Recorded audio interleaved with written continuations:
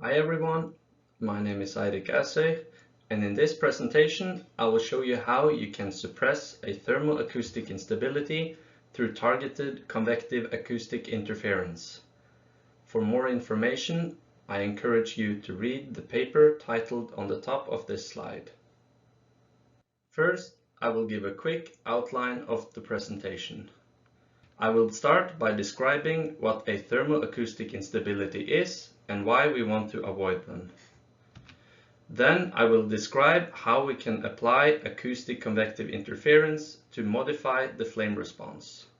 Before, I will show you how it works on a lab-scale combustor. In the end, I will give you the main conclusions of the paper.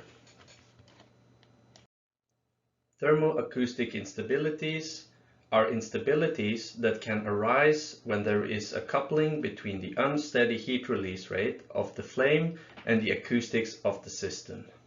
We can think of this in a constructive feedback loop where the acoustic oscillations generate flow and mixture perturbations, which again leads to heat release oscillations that then generates acoustic oscillations. And when these are sufficiently phased with respect to each other, they can feed energy into the system and lead to large pressure and velocity oscillations. In general, we want to avoid these instabilities, and on these pictures you can see a burner assembly of a gas turbine before and after a thermoacoustic instability has occurred. In this video, we'll see a laboratory scale flame that turns into a thermoacoustic instability.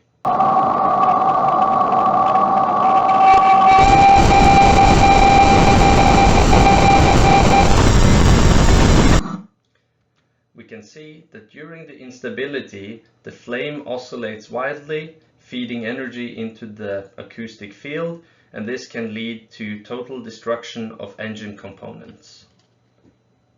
So our main goal is that we want to mitigate these thermoacoustic oscillations.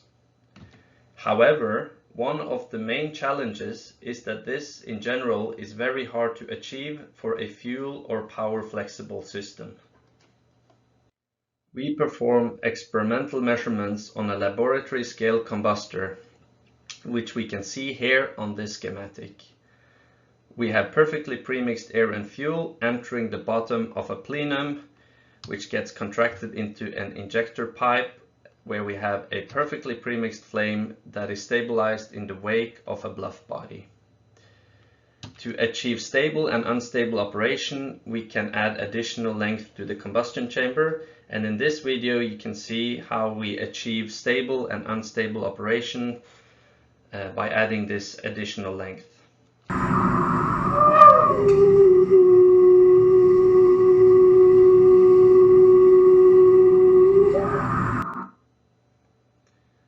In addition, we can apply external forcing by adding loudspeakers to the plenum, and in this way we can study the forced flame response. We apply measurements in the injector pipe of the fluctuating pressure, and to measure the response of the heat release rate, we are measuring the light emissions from the combustion process. To control the flame response, we have placed 3 circular cylinders at some distance upstream of the bluff body.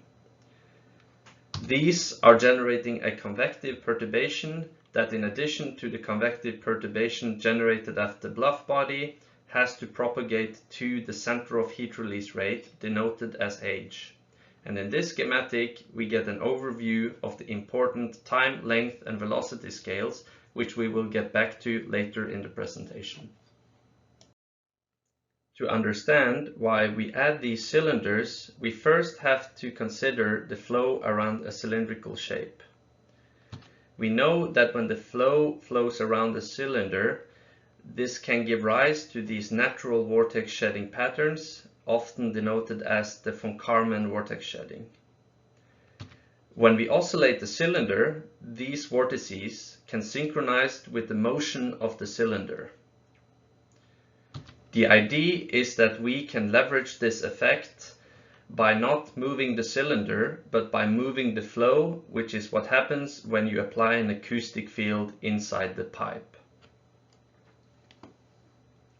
Going back to the feedback diagram, we can see that the acoustic oscillations leads to a velocity fluctuation at the flame base, which then leads to a heat release oscillation after some time delay.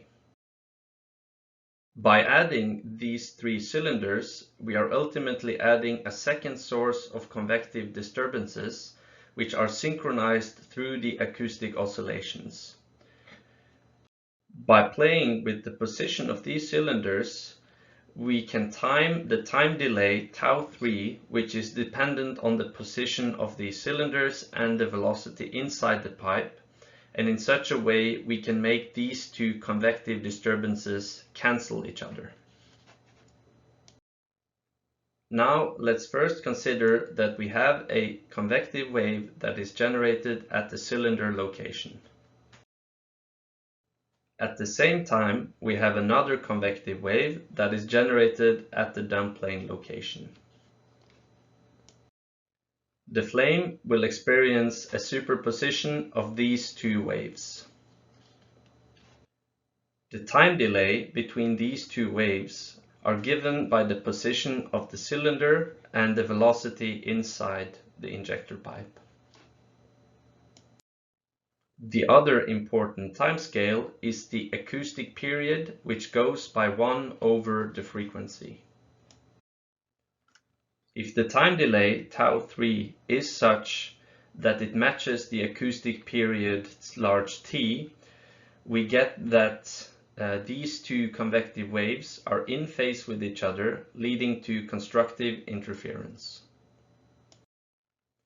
In a similar way, if the time delay tau3 is such that it is half or 1.5 and 2.5 times this acoustic period, these two waves will act out of phase with each other, leading to destructive interference. In these two videos, you can see illustrations of how these convective waves propagate from the cylinders to the dump plane. If f tau3 equals a multiple, we can see that these two waves are in phase, leading to an amplified response, and if it's 1.5 or 2.5, they are out of phase, leading to a reduced flame response. To quantify how this affects the flame response, we perform flame transfer function measurements. To do so, we have to have a stable operation, and then we apply the acoustic field through external forcing. First, we did measurements of the flame transfer function without any cylinders. And on this graph, you can see the gain, which gives the amplification of the flame response. And on the x-axis, you can see for different frequencies. You can see here how the flame resembles a low-pass filter, where the response reduces exponentially for higher frequencies. When we add the cylinders, we can see that the response gets modulations, where for some frequencies you have a higher response, whereas for others you have a reduced response. When we move the cylinders, we can see that the location where these peaks and troughs appear move to higher frequencies. This is because we are changing the time delay, and the locations for f tau3, where it's a multiple, changes. Notice how the response is largest within an envelope centered around 350 Hz. To understand the reason for this, we can consider changes to the gain relative to the no cylinder case, which is shown on the y-axis on this graph. The frequency is normalized by the diameter of the cylinders and the velocity inside the pipe, and notice how the modulations are centered within an envelope around 0.3. We also performed measurements of the flow in the wake of the cylinder inside the injector pipe, and the energy spectra contains a peak at around 0.3 corresponding to the natural vortex shedding frequency. This shows that when the flow is forced close to this natural vortex shedding frequency, it synchronizes to the acoustic forcing frequency, leading to significant acoustic convective interference and a large change to the flame response. Now we know that the time delay tau3 predicts where the gain and the phase is altered. Now the strategy is that we can match this non-dimensional time delay, and in this way we can control where the gain and the phase is modified of the flame response.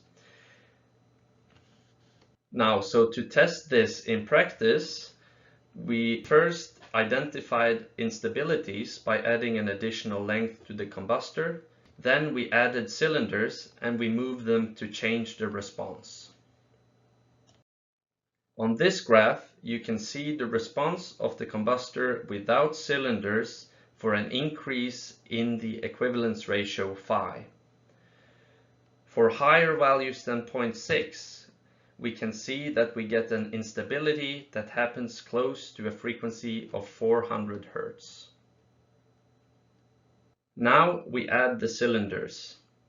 First, we add the cylinders such that f tau3 corresponds to roughly 2. And here we can see that the pressure oscillations are higher relative to the no cylinder case for all operating conditions.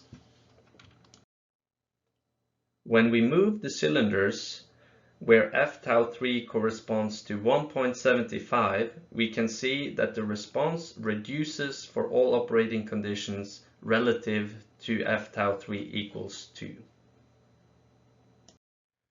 And when we move the cylinders to a location where f tau3 is approximately 1.5, we get a stable operation for all operating conditions. So to illustrate what happens, we consider the time series of the pressure and the heat release rate. In these videos, you can see how the heat release rate and the pressure oscillates, and on the video you can see how the convective waves propagate from the cylinders to the flame front. We can see that when f tau3 equals 2, the two waves are in phase at the dump plane, leading to a larger flame response. Also notice that the pressure and heat release rate oscillates in phase. When we move the cylinders to a position where f tau3 equals 1.75, we get a shift in the response. Notice how the two convective waves lag each other by a quarter of a cycle. This leads to a shift in the pressure relative to the heat release rate, and through the Rayleigh criteria this would feed less energy to the acoustic oscillations and a reduced response.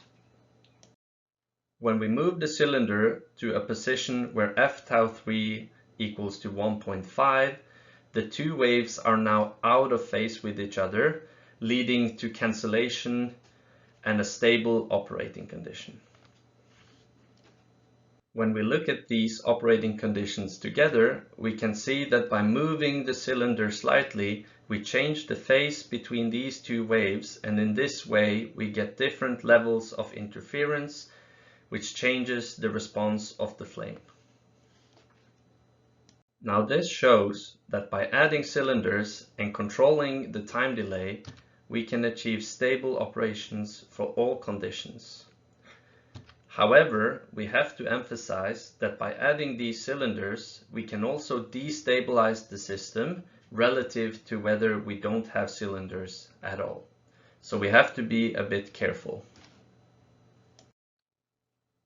So to conclude the presentation, we have demonstrated that we can use acoustic convective interference from cylinders to control a thermoacoustic instability. To achieve this, we need to match two conditions. The first condition is that we want the natural vortex shedding frequency to be close to the acoustic mode frequency that we want to control. This is to ensure that the vortex shedding synchronizes with the acoustic frequency so that we can get large modifications of the flame response. The second condition is that we need to match the normalized time delay f tau 3 such that we get destructive interference and cancellation of the flame response. We also need to be careful so that we don't destabilize the system, and we need to avoid locations where the flame response is amplified. Thank you for your attention.